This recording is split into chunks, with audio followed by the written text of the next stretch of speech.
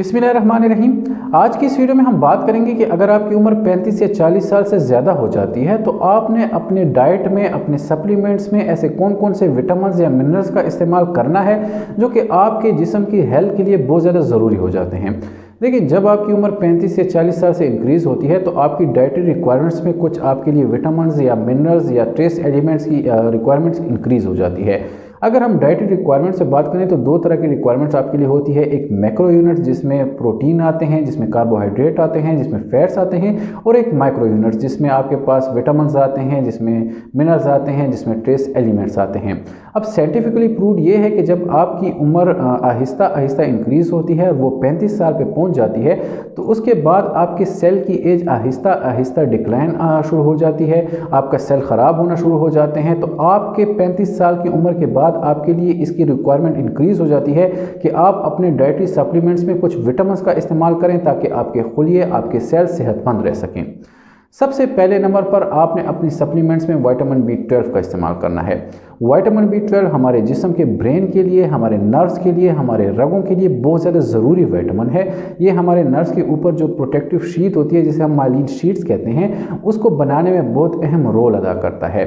अब vitamin B12 क्या होता है कि ये आपको मुख्तलिफ़ किस्म के एनिमल सोर्सेज से मिलता है। आपको फिश से मिल सकता है, आपको रेड मीट से मिल सकता है, आपको कलेजी से मिल सकता है। लेकिन अगर आपको इसकी डाइटरी की डिफिशियंसी बहुत ज़्यादा हो जाती है तो आपने इसके सप्लीमेंट्स ले लेने हैं, क्योंकि ये बहुत ज़्यादा ज़रूरी होता है। दूसरे नंबर पर विटामिन जो आपने यूज़ करना है वो है विटामिन D3। विटामिन डी हमारे जिस्म के लिए बहुत ज़्यादा ज़रूरी विटामिन है। ये हमारे जिस्म में कैल्शियम और फास्फेट की मिकदार को रेगुलेट करता है, आपके जिस्म में कैल्शियम की मिकदार को इंक्रीज़ करता है, जिसकी वजह से आप सेहतमंद रहते हैं, आपके जोड़, आपके पट्टे, आपकी हड्डियाँ सेहतमंद रहती हैं। अब अगर आपकी जिस्म में विटामिन डी की डिफिशियंसी होगी, विटामिन डी कम होगा, तो आपके जिस्म में कैल्शियम की मिकदार भी कम होगी, जिसकी वजह से आपकी हड्डियों से कैल्शियम बाहर निकलेगा और आप ऑस्टियोपोरोसिस का शिकार हो जाएंगे। आपकी हड्डियाँ टूट का शिकार हो जाएंगी, जिसकी वजह से आपके हड्डियों में फ्रैक्चर भी हो सकता है, आपके हड्डियों में दर्द भी होता है, आपके पट्टों में दर्द भी होता है। तो अगर आपकी उम्र 35 साल से इंक्रीज़ हो जाती है तो आपके लिए विटामिन D3 की जो रिक्वायरमेंट होती है वो भी इंक्रीज़ हो जाती है। आपने इसको डाइटरी सोर्सेज से भी ले लेना है, अपने मिल्क का इस्तेमाल करना है, अपने एग्स का इस्तेमाल करना है। साथ ही साथ अगर आपको बहुत ज़्यादा ज़रूरत होती है तो आपने इसके सप्लीमेंट्स का भी इस्तेमाल करना है। तीसरे नंबर पर आपने ओमेगा 3 फैटी एसिड्स का इस्तेमाल करना है, आपने फ़िश ऑयल का इस्तेमाल करना है। देखिए, जनरली तौर पे हम जो वेजिटेबल ऑयल इस्तेमाल करते हैं या घी का इस्तेमाल करते हैं वो ओमेगा 6 फैटी एसिड होते हैं। अब ओमेगा 6 फैटी एसिड आपके कोलेस्ट्रॉल को इंक्रीज़ करते हैं।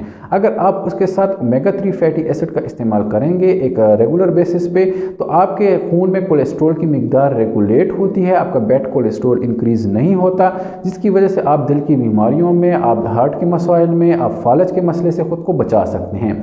तो आपने कोशिश करनी है कि आपने रेगुलर बेसिस पे ओमेगा 3 फैटी एसिड का इस्तेमाल करते रहना है, क्योंकि ये आपको दिल के मसाइल से बचा के रखता है। चौथे नंबर पर आपने मैग्नीशियम का इस्तेमाल करना है। मैग्नीशियम एक ऐसा विटामिन है जो आपके जिस्म के लिए बहुत ज़्यादा ज़रूरी होता है। ये एक ट्रेस एलिमेंट है, अक्सर लोगों को इसके बारे में मालूम नहीं होता, लेकिन इसके ट्रेस एलिमेंट के साथ साथ इसका एक और फ़ायदा ये होता है कि आप अगर और कोई विटामिन्स लेंगे, इसके साथ कोई सप्लीमेंट्स लेंगे तो ये उसकी एब्जॉर्प्शन को भी इंक्रीज़ करते हैं। तो अगर आपने कोई और विटामिन के लिए कोई सप्लीमेंट लेना है तो आपने उसको देख लेना है कि अगर उसमें मैग्नीशियम पाया जाता है तो आपने उसको चूज़ करना है, क्योंकि उसकी वजह से आपके जो बाकी विटामिन्स होते हैं वो भी उनकी एब्जॉर्प्शन इंक्रीज़ हो जाती है और आपके जिस्म के लिए वो मुफीद होते हैं। आखिरी नंबर पर आपने हल्दी का इस्तेमाल करना है। हल्दी में एक नेचुरल ऐसा प्रोडक्ट पाया जाता है जो कि एंटीऑक्सीडेंट होता है। एंटीऑक्सीडेंट का मतलब ये होता है कि ये आपके सेल के ऑक्सीडेटिव स्ट्रेस को कम करते हैं, जिसकी वजह से आपके खुलियों की उम्र बढ़ जाती है। तो आपने हल्दी का इस्तेमाल करना है और हल्दी का इस्तेमाल आपने काली मिर्च के साथ करना है, क्योंकि काली मिर्च में जो कंपाउंड पाया जाता है वो आपके हल्दी के एंटीऑक्सीडेंट की जो इफेक्टिवनेस होती है उसको और ज़्यादा इंक्रीज़ कर देते हैं।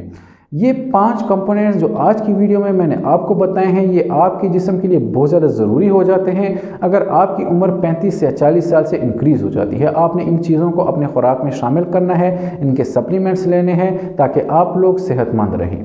शुक्रिया।